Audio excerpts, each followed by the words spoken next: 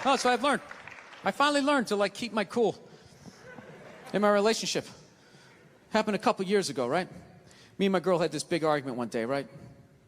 Actually, you guys want to hear a story? You want to hear about the time my girl punched me in the face on her birthday? You want to hear that one? This is what happened. If I'm really honest, the fight started like 3 months earlier. It's like the middle of March.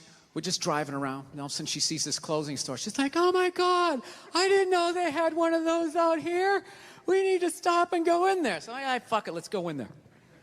I walk in immediately, I see it's one of these stores that doesn't have any chairs. And I know what they're trying to do. I'm gonna be standing right next to her, and when she likes something, I gotta buy it. I don't give a fuck. I'm not playing that. I go over and I sit down underneath a mannequin. Got like the dress hanging in my head. Sir, you can't sit there. I don't give a fuck. Looks like I'm doing it. Looks like I'm doing it. All right?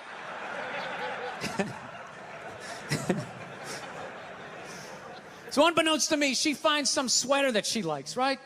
Some ridiculously priced, like $400 or some shit like that, right? So she knows it's not her birthday, none of that crap. She can't ask me for it. So now she's got to go into manipulation mode. What do I use? What do I use? Do I be sad? Do I pout? Do I use sex? Can't do that. You know what she went with? She went with the little girl, right? She just came out. She's just like, I'm like, what's up? She's like, saw something that I liked. And I just want to be like, well, then why don't you fucking pay for it?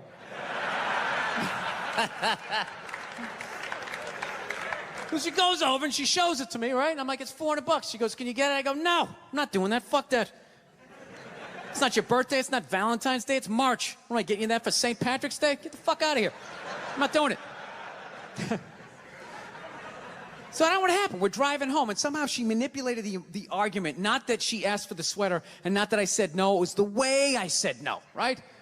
Got in this huge argument. Got so mad by the time we got back to the house, I just told her to get out. I'm driving away. So I just drove away in the Prius, right? So I was so fucked up about it, I had to call my sister up, right? Call her up to get a female perspective. She's laughing her ass off, going, you took all the bait. You're an idiot. I go, what do I do? She goes, well, why don't you go back down to the store and just buy the sweater? Hold on to it and give it to her a few months later for her birthday. And I'm like, fucking genius. Genius. I hate the pressure of the birthday. All her friends, so what are you getting her? What are you gonna get her? Fucking sweater, bitch. Bam. That's it. Got it. All right? Fast forward 3 months, it's her birthday, right? She's just, I'm laying in bed. She wakes up. She wanted to go to some restaurant that night. She's like, did you make the reservations? I'm like, I haven't made them yet, but we'll be good, right? She starts freaking out. What do you mean? It's my birthday. What do you mean you didn't make the reservations? I'm like, sweetheart, it's a Tuesday in the middle of a recession. I'm sure that there's going to be a table, right? So she starts freaking out. In the back of my head, I'm like, I got this sweater. I'm good, right? So the more she yells at me, the funnier it becomes to me. But like an asshole, rather than laughing to myself, I sort of snickered out loud, right?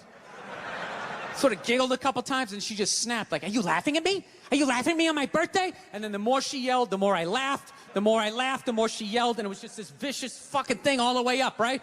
She got all the way to the point she was standing at the back door going, you're gonna laugh at me on my birthday? Fuck you! Boom! Slams the door. Runs down the stairs. At that point, I'm literally in the fetal position, like dying laughing, walking towards the bathroom. Then all of a sudden I hear, she came back up the stairs. And I'm not gonna lie to you, I got a little scared for half a second. No, I did. I was in my underwear. I was feeling vulnerable. She comes flying into the bathroom, and the second I saw her face, I knew she was going to hit me, right? And I'm such an asshole, I actually have a game plan for when a woman's going to hit you. Like, that's how many women I've pissed off in my lifetime. I actually know what's going down. This is how it is. Most women, they're flailers, all right? Unless they had some sort of MMA training, then you're on your own. You're probably going to catch a few, right? But most of them are flailers, most are right-handed. So you gotta guess overhand right. That's the first thing you gotta guess. So you get down in the pocket, right? That overhand right comes in, bam, you catch that wrist. Second the right's coming, you know the left's coming. Bam, you catch that one. This is the crucial moment. Second you got the right, the next then you got the left, immediately you gotta step back and you gotta go like this. Because she's gonna try to kick you right in the balls. As she kicks you, then you spin them around, Tuck your head down low, because they will try to headbutt you. And then you just use the weight of your torso to slowly bring them down to the floor as you whisper sweet things. Oh, look at the tiles. Remember you picked those out? They go so well with the wallpaper, right? But she tricked me. She came into the bathroom, she invented this new punch. She didn't throw a right, she didn't throw a left. She came, I think, this two-fisted, I called it like the defibrillator, right? She caught me in the shoulder and like in my appendix, just a fucking wham, like that.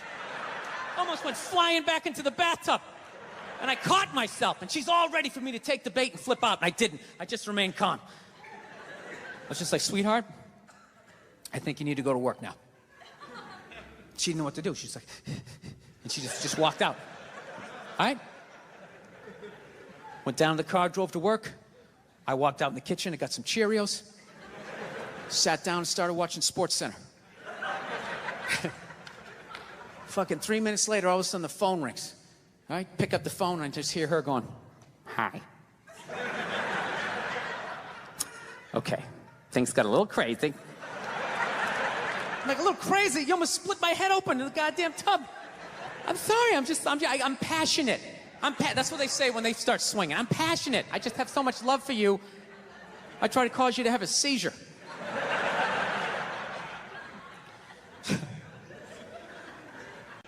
Then when you bark back, you know, you got a little something. Like, here's an olive branch I've extended to. Is basically, you know, we fight a lot over television, you know, so I don't know. I've kind of come her way, she's come my way. She watches a little bit of sports.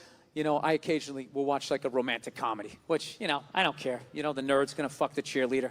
I'll watch it, right? I don't mind them. It's an uplifting story. I just don't like the love scenes in romantic comedies. They creep me out. They're just so fucking nice. It's like missionary style. There's candles. That stupid saxophone music. It always goes down. Like the saxophone implies the penetration, right? Because they can't show it. They gotta make her this one-dimensional, this little angel. They ignore the other 90% of her sexuality. No hair pulling, no ass slapping, none of that shit. None of that taboo stuff of a woman's sexuality that's never brought up. You know, that whole hold me down, but let me up, but hold me down. Choke me, but let me breathe, but kind of scare the shit out of me a little bit. I want to feel your power, but I want to be safe, but let me know if you really want it to. You know, that whole 50 Shades of Rape, whatever the hell that is. Yeah. I don't even pretend to understand it. I remember the first time a woman wanted to get me to like choke her a little bit. I didn't even know what she was doing. I was just so psyched to be getting laid. I was just trying. And she just kept taking my hand and she kept putting it like right here. And then I didn't know what she was doing. I thought she was like testing my core strength or some shit. I was just like. And finally, I'm just like, what are you doing? She's just like, I don't know, just kind of like, you know, like squeeze a little bit. Yeah, it's kind of like, squeeze it. Why don't you want to do it? It'll be fun. Why don't I want to do it? I don't think I want a passed out naked woman with my fingerprints all around her neck. Having the cops show up. Yeah, she's in there, officer. Damn this thing. It was her idea. I swear to God, it was her idea. Yeah, they always make it nice in those movies. Like the raciest thing they'll do is maybe every once in a while they kiss up against a wall. You know? I guess women like walls. I didn't know that. There's a lot of up against the wall kissing. Oh my God, it's the wall. Oh my God. It's supporting me. Maybe he'll support me. It's a metaphor. I love it. Right? Yeah. I saw one the other night. They were doing that, and then out of nowhere, they started having sex up against the wall. And I'm like, finally, something a little bit more interesting, right? But they were doing it standing up facing each other, missionary style. Arguably, one of the most difficult positions there is. And they were doing it with little to no difficulty. All she did was just lift her leg up like that, and that was it. He was off to the races. And I ruined the movie for my wife. I'm like, that is fucking bullshit. Bullshit. What does the guy have, like a U-shaped dick? How is he doing anything? Is he sticking it in her navel? Did he grease up her thighs? To hell with her needs? Like, if all she's gonna do is this, she's gotta bring it up like an offsides call, if that's what she's doing. All right? If not, You got to make some adjustments. You go, oh, she's giving me, I just got to grab the other leg. You got to try to pick her up to use these muscles like, Maybe you could grab a door jamb, drop down, try to come in and try to do that. Dude, nobody can do that other than a porn star for longer than 18 seconds before you're like, all right, this is ridiculous, okay? My calves are burning. I can't get nearly enough momentum to do any sort of damage. I can literally feel you getting on with your day with every pathetic attempt to try and rock your world. These guys in the movie, they have no problem banging away, then they pick them up like they're not heavy, right? And they just start walking down, they see the bed, they just lay her down on the bed. Dude, I'm not trying to be a dick, but every woman in here is heavy. Man, you're heavy. You're an adult female. Jesus Christ, when do you stop picking up your kids when they're like 5 or 6? Like, hey, get off of me, Jesus Christ. You're gonna throw out my back. Oh, jump on your brother. An adult woman weighs 115 pounds, 120, all the way up to God knows what, right? And it's not balanced weight. Most of it's in your thighs and in your ass. Your head's hanging off, trying to counterbalance. Dude, when guys go to the gym, we don't put 30 pounds on one side and a $180 over here. Fucking, yeah, it's ridiculous. Trying to carry a naked woman, it's like trying to carry a half-filled waterbed mattress. You're like plumping into shit. And when you see the bed, you don't walk to it. You slowly start picking up momentum. Then she bounces off this mattress, hits the wall, slides down. The whole sex vibe's ruined, and you're back to your sandwich in your pocket. All right, I'm out of time. You guys were awesome. Thank you so much. Thank you, thank you. I had a great time. I'll see you next time. A couple years ago, before all this stupid fucking pandemic shit started, you know, Mother Nature's half-assed attempt to get rid of the amount of people she needs to get rid of, you know, just procrastinating, treating it like a term paper. I was in New York. I had an acting gig, all right? I was playing a fireman, all right? Now, I'm not the best actor. Right? Some of you saw it. I hope you paid for it, you cheap bastards. You all watched it for free, you bastards. So anyways, I'm not the best actor, so I have to look the part. So I grew this giant, you know, fireman mustache. Big, stupid fireman mustache, which looked great when I was wearing the whole fireman getup and they put the fake dirt on my face. I looked like I had been fighting fires for 20 years. Right? However, the second I took off the costume and they cleaned off my face and I put on my regular clothes, I immediately just looked like some sad old queen that never found love, right? And as luck would have it, I was in New York City in June, which I quickly found out was Gay Pride Month. The whole month. And let me tell you something, the gay guys show up strong. It is wall to wall. The fucking island is almost tipping over. There's so many of them. And I'm sitting there like going, oh my God, 30 days of this shit? I'm walking around with this orange Freddie Mercury fucking dick broom on my face. I'm gonna be getting harassed up and down the street. I was an actor shake, man. I was fucking shredded. I gotta tell you something, man. When I tell you 30 days of June, not one gay guy even fucking looked at me. Forget about even hit on me. I have never felt so old and undesirable in my life. Shirt, right? Fit in with all you guys coming in from your ranches, huh? Living out there in the barns. This is what you're doing. You're like, I'm working on an app, okay? To launch this website. Oh shit, what a fucked up time this is, huh? It's so weird to tape a special right before a presidential election, especially like one like this. Like this is literally like what is going to happen. You know? How the fuck did we end up with these two? Jesus Christ. This is like the first week of American Idol. You know? It's like, really? This is what I got? Take his code! Take his code! whatever the hell she's doing, you know? It's unbelievable. You either got a racist dope or like the devil. See if I'm funny. I've been inside for a year and a half just like you. All right. It's nice to be out here in Denver, man. It's legal on a state level, but not on a federal level, man. Everybody out here dressing like they're fucking going hiking. Your North Face pajamas and all the shit you guys have. You guys all live inside. So, how have you guys been doing, man? How's your pandemic been? You enjoyed it? You been staying inside? Are you being safe? I am so fed up with believing. I ain't being safe. I don't fucking believe in it. It's all a bunch of lies.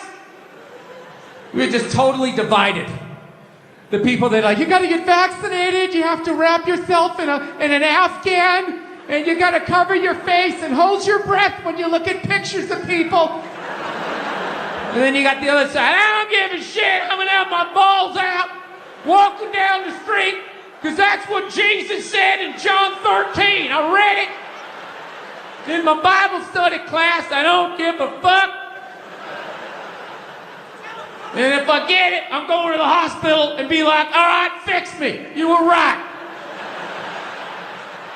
Everybody, all hypocritical. This kitten, and they started using it as like a teaching tool, right? So every night they take the cat back, all right? And then the next day they come in, and if the gorilla learned its phrases, it got to play with the kitten. They use it as a motivational tool. So the gorilla's like vocabulary started going through the roof, all right? So to cut to the chase, one night they take the cat home. Somehow the little kitten gets out. It got hit by a car and it died. Yeah, that cat you never met died. I'm sorry for your loss. I know you knew it, all of it, for fucking 20 seconds, you know? I don't know if it was dead instantly, like if it drove right over its head and that was it. Or maybe it just hit the back legs and it tried to crawl away, but it was like stuck to the road, and it was meowing out, and it could see its breath. And right before it lost consciousness, the rats came in, and it was just screaming, and it had such cute little paws. It was like little socks trying to get it off. I don't know what happened, but you seem so fucking concerned about this kitten. Figure I'd throw out a couple of theories. More concerned about the kitten than all the Hitler shit, by the way. More of a reaction. More of a reaction, that's fine. Every crowd's a little bit different. That's not the point of the story. Okay? The point of the story was now this lady had to go down to the zoo. She had to tell the gorilla that the kitten was dead, right? So she comes back down to the zoo, and the gorilla's all amped up. This is like its favorite part of the day. And its mind is engaged, and it sees its little friend. And at this point, its vocabulary is like crazy now. And the lady shows up, the gorilla's all amped up, and just looks at her just like, oh, shit! What's up? Yeah! Right? Now, I can't do sign language, so you're gonna have to bear with me through the rest of this bit. I'm gonna do the best I can, all right? So the thing's like, what's up? Yeah! All right? But the zookeeper lady, she has like, you know, just sitting there all sad, you know, trying to think how she's gonna tell it, right? And the gorilla picked up on the vibe. All right, she's kind of like, hello. All right, and all of a sudden the gorilla's energy just comes all down. She just starts looking at the lady like, what's wrong with you? Is there something that I need to know? Huh?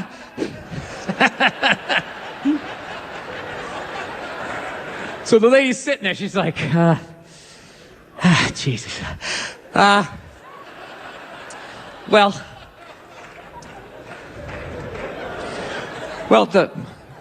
the kitty cat, it got hit by a car, and it's fucking dead.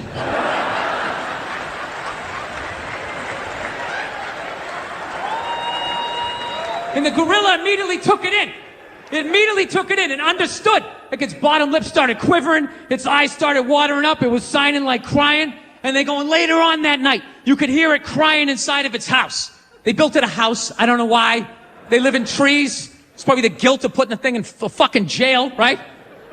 Whatever. It was like a 2-bedroom. It sounded. It's this one thing as a man when you get so old that women don't look at you anymore. Like you know you're gonna hit that age. You know that day's coming, but nobody tells you at some point you're gonna get so old. Not even a man wants to fuck you, right?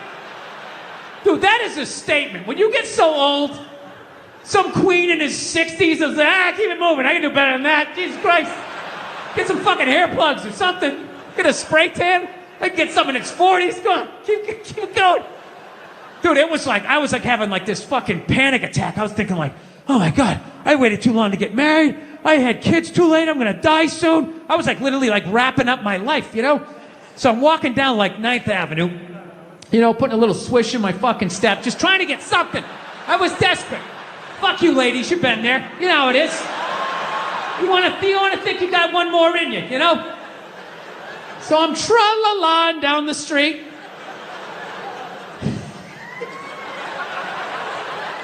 I really wish that wasn't the truth. So I'm going down the who gives a shit looking women, right? I'm just being honest. Come on, we're outside, we're in the woods. We can be honest.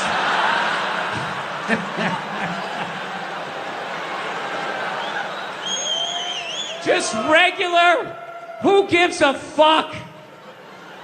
Can't remember a name, looking women, right? Well, looking at these goddesses, and they had to fucking be the, how am I supposed to compete with that? You can't! How fucking arrogant are you? I don't see Brad Pitt when he takes his shirt off in a movie and, oh, great, how am I supposed to compete with that? I can't. I am an ugly, bald, orange man. I need to write jokes. I gotta put a lampshade on my head. I know what my role is, okay? I should be on the ground gazing up at people better looking than me. I don't know, ladies. This is supposed to be like an inspirational talk. I don't know if it's coming through this way. I'm trying to say, you really like, if you get through all the misdirected anger of my childhood, I'm trying to say, you're smarter than we are, and there's more of you. I don't know. I don't know what to tell you. I'm trying to be, I don't know, trying to be a better person. Man, I don't know what's going on, but this Bill guy's all right. You know, another buddy of mine got a job building ships. Can you fucking believe that? That industry, it's just blowing up. It's crazy. Dude, I want to get a job down there. They're paying great, you know, make a little extra money. Then, yeah, who knows? Maybe you and me take a cruise. We'd have a good time, right? Get out there. That's how it would work. That's how my ethnic cleansing would work. It wouldn't be based on race or religion. It'd just be based on people dumb enough to think that taking a cruise is actually traveling. Technically, you're traveling, you know, but what are you seeing? Just a bunch. Look at the water. Oh, my God. You can tell that's the Atlantic Ocean. That definitely does not look like the Pacific Ocean. So, yeah, look, admittedly, I'm a fucking psycho. And I am. Dude, I have dreams. I had a dream 2 years ago that still haunts me. You know? You ever have one of those dreams where you think you woke up, but you didn't? You know? And you're just sitting up and it feels like your house. I had one of those dreams, right? So I sat up in bed and I looked over and there was this little girl in the corner of the room. No idea who she was. She was like 3, 4 years old and she was talking to me, but I couldn't understand what she was saying. She was just standing in the corner just going,